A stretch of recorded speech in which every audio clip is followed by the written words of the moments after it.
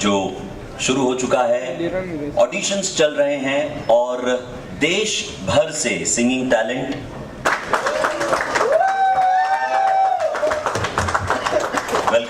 Welcome to 92.7 Big FM, बेनेटल big golden Voice का ये सीजन।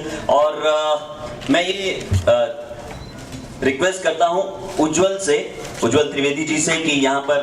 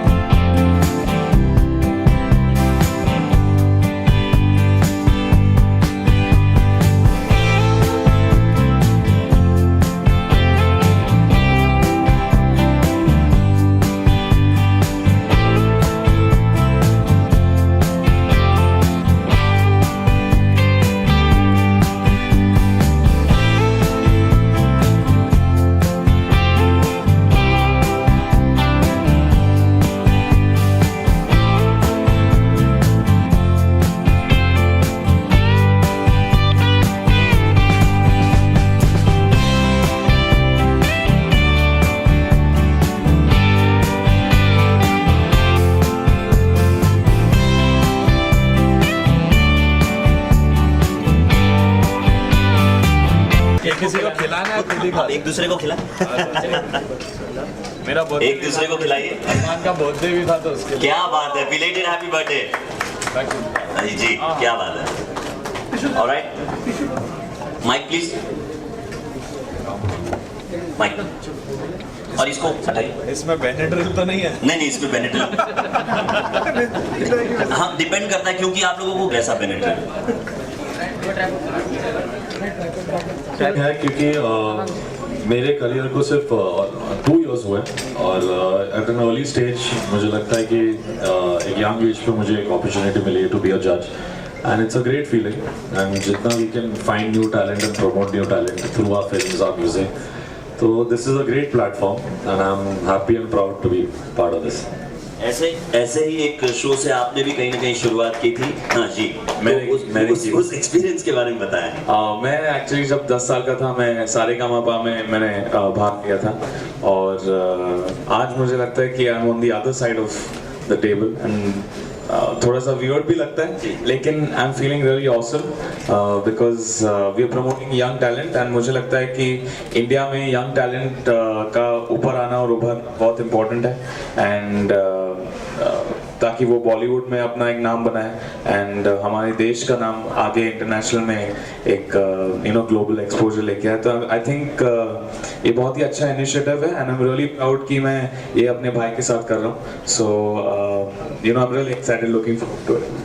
ये भी पहली बार हो रहा है कि दोनों भाई मिलकर एक सिंगिंग रियलिटी शो को जज कर रहे हैं। बिल्कुल, ये भी फर्स्ट टाइम हो रहा है और बेनेटल बिग गोल्डन वॉइस में हो रहा है, वो भी सीजन 4 में हो रहा है, ये बताना जरूरी है। सीजन 4 ये अब आप दोनों यहाँ पर हैं, बातें तो डेफिनेटली और भी है, बहुत सारी है जो हम आगे भी करने वाले हैं, लेकिन म्यूजिक के बिना बात अधूरी रह जाएगी। तो क्या सुनाएंगे आप?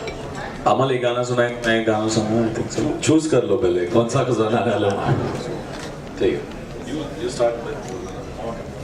मेरा एक गाना आया था अजहर फिल्म से, बोल दो ना जरा, I'll sing a few lines of that song. ये माइक थोड़ा सा कट रहा है, can we just sort this out?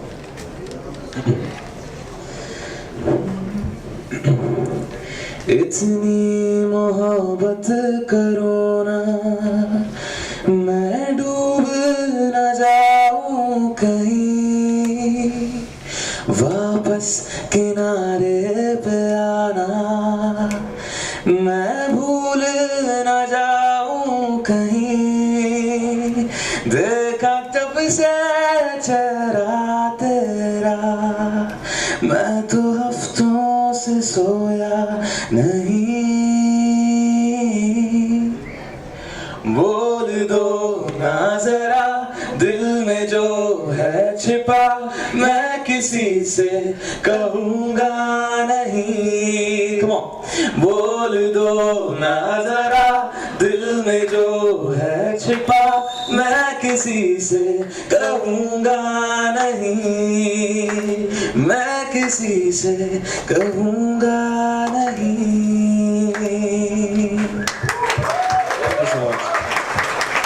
सोचिए ये बस शुरुआत है तो कितना एक्साइटिंग होने वाला है। पहले दे दें जो इसमें पार्टिसिपेट करने वाले हैं, देश भर से जो आवाज़ें आने वाली हैं आपके सामने आने वाली है। हो सकता है कोई नर्वस हो जाए, कोई घबरा जाए, तो क्या उनको आप कहना चाहेंगे? आई थिंक ये डिसीजन भी बहुत एक अच्छी बात है कि मेजर अरमान को साथ में लाया गया, क्योंकि एक सिंगर के पर्सपेक्टिव से आपको एक एडवाइस मिलेगी और एक म्यूजिशियन और म्यूजिक डायरेक्टर की ओर से मिलती है। तो from my point of view I would like to say कि जो भी यहाँ आए इस मंच पर परफॉर्म करे, और सबसे ज़रूरी है सुर ताल तो ज़रूरी होता ही है कि आप दिल से गाए and you reach out to our hearts, because today like film music हो या नॉन फिल्म म्यूज़िक हो, सबसे ज़रूरी बात यह है कि आपकी आवाज़ में एक वो बात हो जो सुन के लगे कि कौन है, मैं जानना चाहता हूँ किसकी आवाज़ है। तो जब तक आप वो नहीं कर सकते, I think then it's more tougher to reach out. It's important कि सुर और ताल के साथ आपकी एक यूनिकनेस हो आवाज़ में, और कहीं ना कहीं वो एक दिल को छूने वाली बात हो। So that is the most important for a singer, and बाकी टेक्निकली तो Armaan will explain what he wants. मैं क्या बोलूँ, मतलब मैं जब सुनूंगा then I will be able to say, but I would like to give all the confidence to all of them, क्योंकि जब भी कोई कंपटीशन होता है बहुत अच्छा टैलेंट भी जब आता है तो वो परफॉर्म नहीं कर पाता बिकॉज उसका कॉन्फिडेंस लेवल जो है वो लो होता है। तो I think they should have lot of confidence and यहाँ पे आना चाहिए और ऐसा करना चाहिए कि that they are the stars and you know they going to be the biggest singers of this country, क्योंकि मेरा कॉन्फिडेंस ये था and that's why I feel कि अगर उनमें वो कॉन्फिडेंस हो so they will definitely win this competition. Completely I think हम लोग काफ़ी यंग भी है, तो उन्हें डरना नहीं चाहिए कि कोई सीनियर लोगों के सामने परफॉर्म कर रहे हैं। We are your age only, but obviously we musicians and singers, so just feel like we won and perform for us. तो कोने में खड़े रखकर आप डांटने नहीं वाले, बल्कि कंधे पर हाथ रखकर समझाने वाले कंटेस्टेंट को। चलिए, थैंक यू सो मच कि आपने बेनेटल बिग गोल्डन वॉइस सीजन 4 को जज करने की अपनी अनुमति दी है। And now I throw open media, अपने सवाल पूछ सकते हैं या जज करने वाले हो, पहली बार ये होने वाला है कि आप दोनों साथ में मिलकर शो जज करने वाले हैं, तो क्या प्रिपरेशन की है खास इस शो के लिए? प्रेपरेशन तो कंटेस्टेंट्स को करना पड़ेगा, क्योंकि हम लोग थोड़े एक्स्ट्रा टफ टास्क मास्टर्स भी है, Armaan and me, and we have just come कि हम एक शो को जज कर रहे हैं जो पहली बार हमारे लिए भी एक नई चीज़ है और रेडियो का शो है। सो बहुत अच्छी बात है कि you know sometimes TV shows होते हैं, रियलिटी शोज़ होते हैं, बट ये एक यूनिक कॉन्सेप्ट है and it's the 4th season and after really senior जजेस हमें एक मौका मिला है and as youngsters we are really proud. So I think we just going to look out for the best voice, और जो मेरे दिल को छुए, जो अरमान और मुझे सही लगे, एंड बस that's the plan we have come with. Armaan, आप एक शो से आए हो, तो आपके लिए कितना इजी और इजी होने वाला है? एक्चुअली मुझे लगता है कि हर एक कंपटीशन टफ ही होता है, एंड अगर आप पूरे देश के टैलेंट्स के साथ compete कर रहे हो तो वो और भी चैलेंजिंग हो जाता है। मैं खुद एक रियलिटी शो का पार्ट रह चुका हूँ एंड टॉप 10 में भी आ चुका हूँ, लेकिन मैं उस शो को जीता नहीं था, मैं 7th पोजीशन पे आउट हो गया था। लेकिन इसका ये मतलब नहीं है कि दैट आप उस हार को नेगेटिव तरीके में ले लो।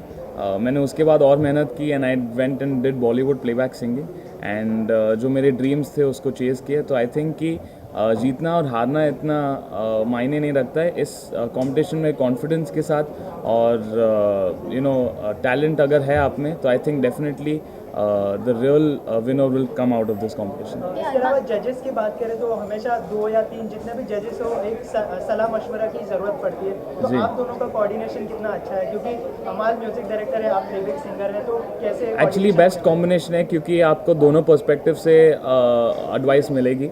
अमल कॉम्पोजिशन के तरीके और प्लेबैक सिंगिंग म्यूज़िक डायरेक्टर के पॉइंट ऑफ व्यू से मैं समझा सकता हूँ कि एक कंपटीशन में गाना एंड एक माइक के पीछे गाना में mic बहुत पे गाना। डिफरेंस होता है। जैसे लोग स्टेज शोज करते हैं but when they come behind the mic उनकी ही आवाज़ इतनी अच्छी नहीं लगती।